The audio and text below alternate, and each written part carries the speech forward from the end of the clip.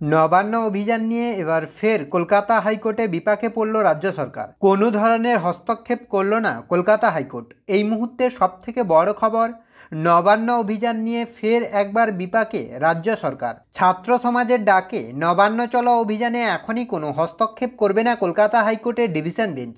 তবে এই অভিযান নিয়ে গাইডলাইন তৈরির প্রশ্নের মামলায় সব পক্ষকে 3 সপ্তাহের মধ্যে হলফনামা দেওয়ার নির্দেশ দিয়েছে কলকাতা হাইকোর্টের ডিভিশন বেঞ্চ। আগামী 27শে আগস্ট ছাত্র সমাজের ডাকে নবান্ন চলো অভিযান। আদালত সমাজ মাধ্যমে নবান্ন চলো অভিযানের ডাক দেওয়া ব্যক্তিকে মামলার নির্দেশে অবগত করতে নির্দেশ দিয়েছে। 4 সপ্তাহের পরে এই মামলার শুনানি হবে। তবে সুপ্রিম কোর্টের নির্দেশ স্পষ্ট করেছে, শান্তিপূর্ণ বিক্ষোভে রাজ্য কোনো কড়া পদক্ষেপ করতে পারবে না।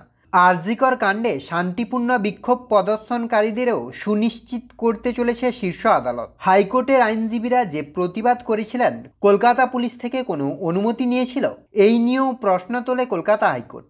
প্রতিবাদ নিয়ে হাইকোর্ট জানায়, সুপ্রিম কোর্ট যদি প্রতিবাদ মিছিলে নিষেধাজ্ঞা না চাপায় তাহলে হাইকোর্ট কিভাবে এই নির্দেশ দেবে। জনস্বার্থ মামলাকারী দেবাঞ্জন বন্দ্যোপাধ্যায়ের আইনজীবী জয়দীপ কর হাইকোর্টের ডিভিশন বেঞ্চে সওয়াল করেন, প্রতিবাদ মিছিল বন্ধের জন্য এই মামলা নয়। যদি বিশৃঙ্খলা হয়, অশান্ত হয় পরিস্থিতি, দায় কে নেবে? নবান্ন চলোর এর আগে অনেক অভিযানেই রক্ত ঝরেছিল, তাই আদালত ওই মিছিল নিয়ন্ত্রণের জন্য হস্তক্ষেপ করুক। ওই সওয়াল শুনে বিচারপতি প্রশ্ন তোলেন, অনুমতি নিয়ে মিছিলে কোনো অশান্তি হয়নি, এটা মামলাকারী বলতে পারবে? সব পক্ষের সওয়াল শুনে হাইকোর্টের ডিভিশন বেঞ্চ ছাত্র সমাজের নবান্ন চলো ডাকে কোনো হস্তক্ষেপ করেনি।